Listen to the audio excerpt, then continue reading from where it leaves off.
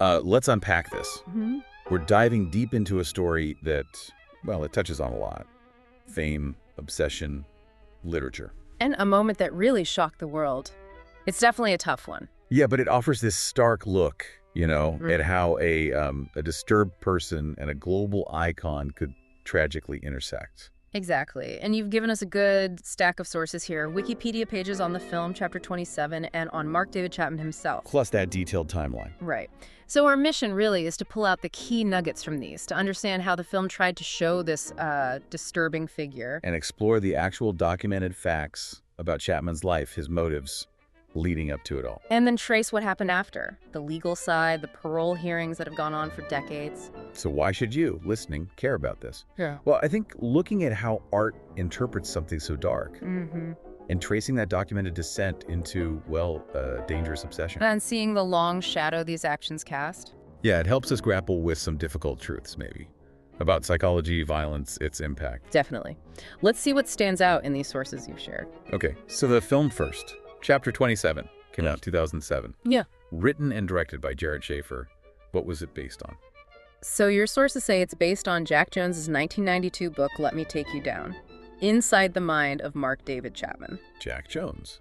He actually interviewed Chapman. Yeah, audio-taped interviews. So the film's drawing on those, direct accounts. And that title, Chapter 27, that's a pretty clear nod to Salinger's The Catcher in the Rye, yeah. Oh, absolutely. The book ends at Chapter 26. Right. So the title implies Chapman's act was like adding this horrific final chapter himself. Positioning the film is exploring that idea that Chapman saw his crime through Holden Caulfield's eyes. Exactly. And interestingly, your sources mention another possible layer to the title, something about numerology. Numerology. Yeah, linking 27 to the 999. One source notes Lennon himself was interested in numerology. It's not totally clear how 27 becomes 999 there, but... Huh.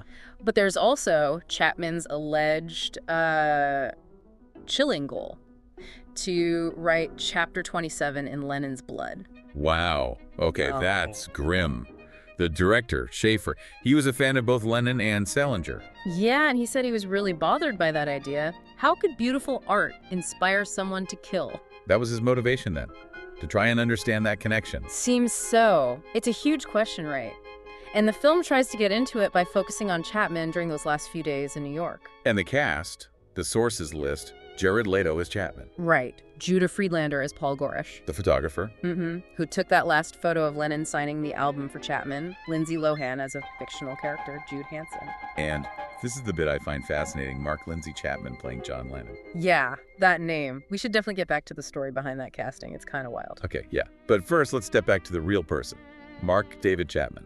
The sources give us his background. Born May 10th, 1955, Decatur, Georgia.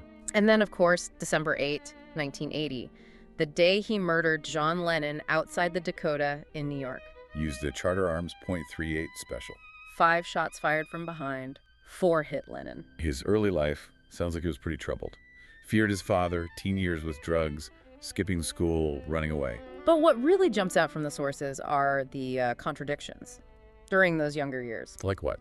Well, he had this born-again Christian phase in the early 70s, handing out tracts. Okay. But he was also apparently a super popular summer camp counselor, nicknamed Nemo, even won an award for it. And he did serious work with Vietnamese refugees too, right? Right. For World Vision. Met President Ford. Yeah, described as an outstanding worker, really cared about the kids. It does make you wonder. How someone with those experiences could end up where he did. It shows that it's often not a straight line down, Yeah. The sources point to a definite downward turn, though. Dropped out of college after just one semester.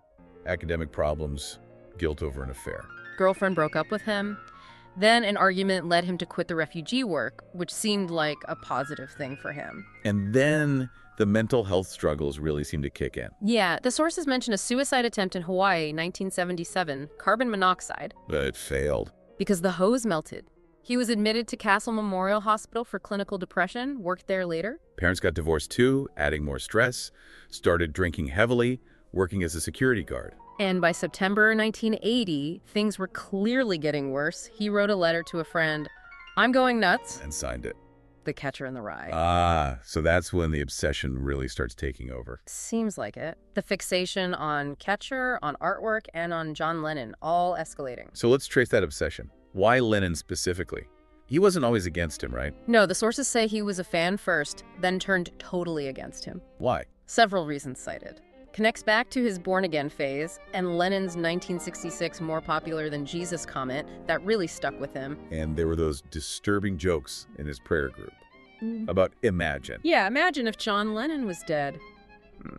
A friend recalled Chapman calling the song communist. He wasn't just religious anger then. There was this lifestyle thing, too. Right. Influenced by a book about Lennon's New York life. Chapman's wife said he was angry Lennon would preach love and peace, but yet have millions. That perceived hypocrisy. Exactly. Chapman himself is quoted saying, Lennon told us to imagine no possessions, but was living this wealthy life, laughing at people like me who had believed the lies. So the Jesus comment, the perceived hypocrisy, anything else? Lennon's drawing God, where he lists things he doesn't believe in. God, Jesus, the Beatles. That angered Chapman, too. He said his mind was going through a total blackness of anger and rage. That rage started turning into planning, though the sources describe the planning as muddled. Muddled? How so? Well, he started about 3 months before, came to New York in October '80 intending to do it. But didn't. No, he left, went to Atlanta to get ammo from a friend who apparently didn't know what it was for, then came back in November. So it wasn't like a single-minded, unstoppable drive. There were stops and starts, hesitations. Seems like it. The film, Ordinary People, apparently inspired him to go back to Hawaii at one point. And he told his wife, showed her the gun. Yeah. Gloria, his wife, showed her the gun, the bullets. She didn't report it, which must have been an impossible situation for her. He also thought he saw "Thou shalt not kill" flash on TV and on a wall hanging. Right. Even made a psychologist appointment, but didn't go. Then flew back to New York December 6th. Consider jumping from the Statue of Liberty. It really paints a picture of inner turmoil, doesn't it? Not just cold calculation. And Lennon wasn't the only name on his mind. There was a list. Sources mention a hit list. David Bowie was apparently second. Johnny Carson, Jackie Onassis, Liz Taylor, Paul McCartney, Ronald Reagan. Todd Rundgren, too, possibly. Wore his shirt, had his album. Yeah, that's mentioned. Chapman later said the main thing was just being famous. He chose Lennon for convenience and out of envy. Envy.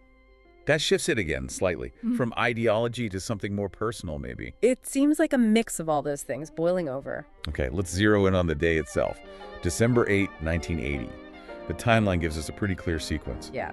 Morning, leaves his hotel, left personal items behind deliberately for the police to find. Buys Catcher in the Rye. Writes, this is my statement inside. Signs it Holden Caulfield. And spends most of the day just waiting near the Dakota. And he had interactions with people there before the evening. Chilling ones. Met Lennon's housekeeper and his son, Sean, who was 5. Shook Sean's hand. Yeah. Called him a beautiful boy. Quoted Lennon's own song, Beautiful Boy. That's disturbing. And he'd accosted James Taylor the day before. Offered cocaine to a cab driver. Just erratic, unsettling behavior all around. Then around 5 p.m., Lennon and Yoko Ono leave for a recording session. And Chapman steps up, holds out the Double Fantasy album. Lennon signs it for him. And that's when Paul Gorish, the amateur photographer, snaps that incredibly famous, haunting photo. Lennon signing the album for the man who would kill him hours later. Chapman apparently said later he might not have done it. If a woman he'd asked out had said yes, or if Gorish had stayed longer. Moments of potential divergence even then, but they didn't happen. So later that night, around 10:50 p.m., Lennon and Ono return. They walk toward the entrance. Chapman fires 5 shots from behind. 4 hit Lennon. There was a newspaper report citing an unnamed witness who said Chapman called out Mr. Lennon and dropped into a combat stance. Well, Chapman denies that. Yeah, he later said he didn't say anything and that Lennon didn't turn around. And then he just stayed there, didn't run. Remained right there at the scene, reading The Catcher in the Rye. Until the police arrived. They arrested him without any resistance. Rushed Lennon to Roosevelt Hospital in the squad car. But it was too late. Pronounced dead on arrival. About 3 hours later, Chapman gives his statement to the police. I'm sure the big part of me is Holden Caulfield. The small part of me must be the devil. Right back to the book. Immediately. So legal process starts. Charged with second-degree murder. And he confessed he used hollow point bullets, specifically to ensure Lennon's death. And his wife, Gloria, we know she knew beforehand but didn't report it. No charges against her. No. But Chapman later said he had deep-seated resentment that she didn't go to the police. Almost like he wished he'd been stopped. The big question in court was his mental state, right? Lots of experts involved. Over a dozen, yeah. Defense, prosecution, court-appointed. Defense argued psychotic, schizophrenia, or manic depression. Right. But the prosecution and court experts disagreed. They said delusional, yes, but competent to stand trial. Personality disorders cited. It's noted he cooperated more with the prosecution's experts. Apparently so, which is interesting. His old pastor even weighed in, thought it was demonic power. Chapman briefly seemed to embrace religion again, but then backed away from the pastor when stuff leaked. Fell back on the catcher motive. His first lawyer wanted an insanity defense. But Chapman insisted on pleading guilty, said God told him to, vowed he'd never appeal. So, the judge had to rule on his competency. Judge Dennis Edwards Jr. deemed him competent in June 81, accepted the guilty plea. Then sentencing, August 81. And he reads from Catcher in the Rye, in court. Yeah, the part about catching kids before they fall off the cliff, Holden Caulfield's fantasy. The sentence was 20 years to life, with psychiatric treatment ordered. Started off at Attica, then Wend, now Greenhaven. Initially in solitary for his own safety, fear of retaliation from Lenin fans. Exactly. He had a 26-day hunger strike in 82, was force-fed, worked jobs inside like legal clerk, kitchen helper. But barred from violence or anger management classes because of safety concerns. Seems counterintuitive for rehab. It does. A strange paradox. But sources note he's had only 3 minor incidents since the late 80s, early 90s. And he gets conjugal visits with his wife. Since 2014. Yeah, under the family reunion program. Apparently, after he accepted being in solitary confinement, she stuck by him all this time. What about talking to the press? He initially refused, right? Claimed he didn't want the fame. For the first 6 years, yeah. Though some sources suggest later he did seek glory from it. But eventually he did talk to Jack Jones for the book. Right, those audio tapes. And extensively to James R. Gaines for a People magazine series between 81 and 87. For TV interview was Barbara Walters, 2020 and 92, then Larry King. His only public statement before sentencing was that letter to the New York Times. Again, urging people to read Catcher in the Rye. That book is just constantly there. It's the thread running through everything. Which leads us to the parole process, ongoing for decades now. Eligible since 2000, hearings every 2 years. Denied 13 times so far. Next hearing scheduled for August 2025. And Yoko Ono opposes it every single time. Sends letters. Cites fear for her safety, Sean's safety. Calls it a nightmare, chaos, and confusion that continues. Understandably. The reasons the parole board gives for denial. Have they changed much? The core themes seem consistent. Early on, it was about how releasing him would deprecate the seriousness of the crime, undermine the law.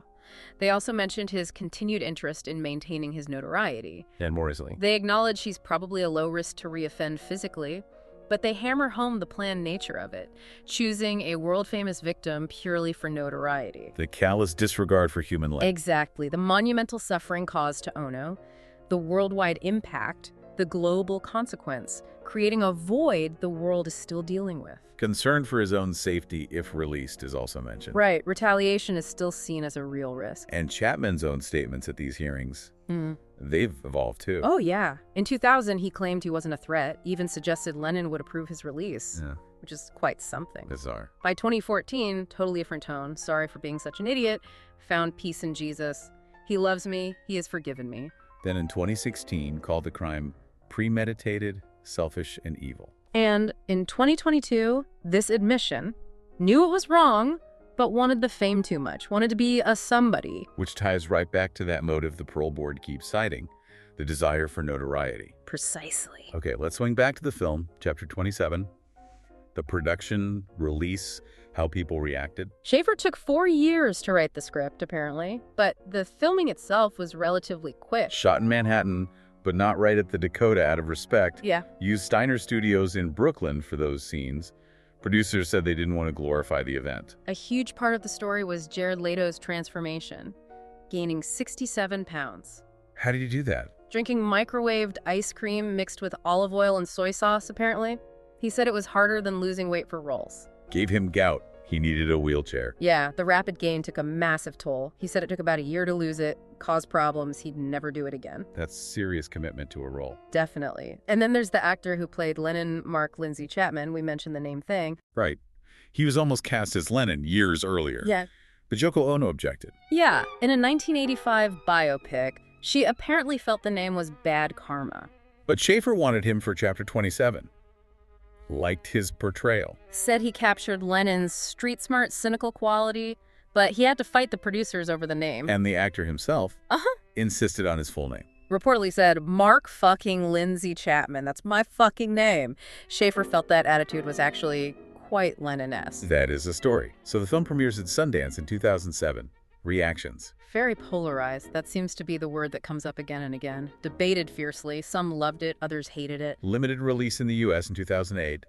Didn't make much money at the box office. Critically, it was pretty rough. Rotten Tomatoes scores low, 18%. Metacritic score 32. Generally unfavorable. The consensus on Rotten Tomatoes was it fails to penetrate the mind of Chapman. But, like at Sundance, not everyone hated it. The main praise consistently went to Jared Leto. Highly compelling, Yeah. mesmeric, brilliantly measured, disappears inside the character. Yeah, critics acknowledged his performance was powerful, even if they didn't like the film itself. Some praised Schaefer's direction, too. A strong debut, trying to distill Chapman's psychology. There was some of that, but the main criticism remained. Did it really understand Chapman, or was it just sleazy or distasteful for even trying? Despite the reviews, Leto did get some awards. Zurich Film Festival. Yes, best performance there. And Schaefer won the debut feature prize, so some recognition.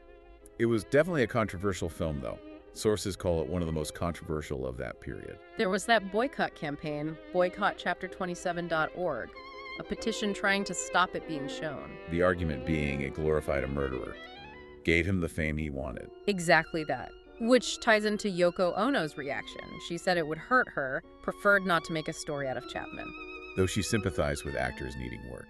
Right. Sean Lennon called it tacky, even though he was friends with Lindsay Lohan. It all comes back to that request from Paul McCartney and Yoko Ono, doesn't it? Don't say his name. Don't give him the fame. It highlights the fundamental tension. How do you examine or understand such an event without giving the perpetrator the attention they craved? And Chapter 27 wasn't the only film about him around then. No, The Killing of John Lennon came out in 2006, also focused on his life leading up to the murder. Chapman's actions have echoed in music too, apparently. Yes, sources list several bands and artists: Julian Cope, The Cranberries, Trail of Dead, Mindless Self-Indulgence, Måneskin, Rick Springfield too. Springfield's song mentions Catcher and Little People in Chapman's head. Yeah, directly referencing some of the psychological details that came out. So, okay, we've gone through the sources, Chapman's troubled life, the obsessions, the planning, the awful act itself. The decades of legal process, the parole hearings, and this controversial film trying to depict his mindset. These sources, they give us this layered view, right? Documented motives, hypocrisy, religion, envy, fame. The step-by-step sequence of events, and the repercussions that are still felt today. For Chapman, sure, but mostly for Lennon's family, his fans, the world. Understanding this story by looking at these details, seeing how art like Chapter 27 tries to engage with it, it gives you insight into obsession, violence. The dark side of things, and the long shadow it all casts. Yeah. This deep dive, pulling from these sources, it really connects the dots between the history, the motives, the crime, and its aftermath, including the film. It definitely paints a comprehensive picture based on what's documented. So here's something to leave you with, a thought that comes right out of all this material we've discussed. Okay.